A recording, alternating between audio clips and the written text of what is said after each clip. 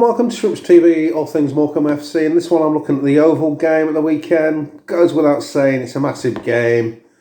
I am including it as a 6-pointer there because Yeovil have been pretty poor recently and they find themselves kind of dragged into the edge of that relegation battle there. They don't seem to be able to muster a couple of wins to get them out of trouble.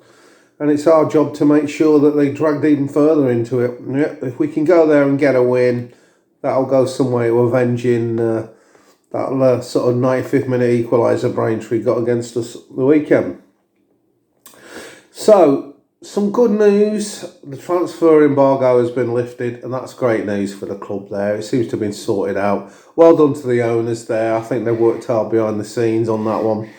And, yeah, got to give it credit where it's due. That's one thing less to worry about for the fans and the club.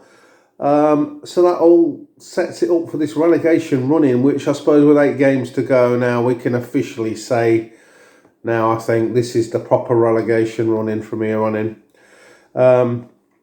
Midweek with some interesting results. Yeovil lost their game to stay on that 41-point mark.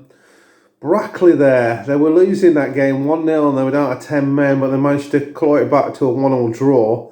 That takes them up to 37 points now, and they're just outside the drop zone there in 20th. Same points as Gateshead. They had a great 1-0 win against Wealdstone. Now, this channel here, it's always going to be fair, where fair is needed, and I think Gateshead, they made some necessary changes, and fair play to them, because they looked dead and buried a few months back. When we beat them at their place in the trophy game there, they really did look dead and buried out there. They've done a tremendous effort to turn things round, and only on goal difference they're not out of the relegation zone there. But if they can do that, so can we. We must keep battling away and see where we end up. But I've got to give credit to Gateshead for that. A surprise result probably was it's the other end of the table was Rochdale losing to Southend there. So that's looking a tremendous battle between Rochdale and York City up there. But we are concentrating on the bottom. I just thought I'd throw that one in. Like I say, I think we're on 38 games now. We'll play 38 games at the bottom there. So it's all a level playing field from here on in. It's exciting, but it's excitement of the nervous variety.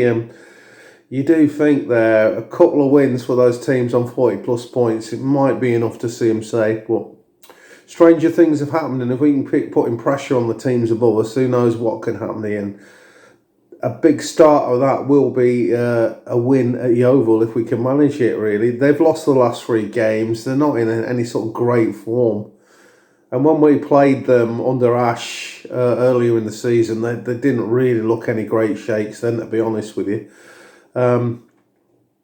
It's going to be an exciting day, to say the least, because I think, you know, 1 foot wrong by any of the teams in this kind of bottom of the sort of league battle there, and 1 foot right can change things massively. So, yeah, every game's going to have something on it. It's going to be interesting, but it's not going to be for the faint-hearted there.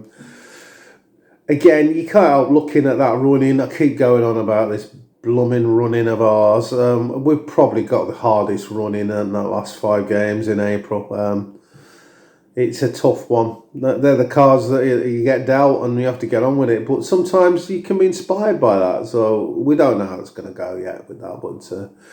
yeah, it's all eyes on Yeovil at the weekend there, and weather's looking decent, and let's see what happens. Fingers crossed, everything else crossed, and can we continue this great escape? So, just wanted to say thanks for watching, like and subscribe, and I'll see you all later, guys. Bye bye.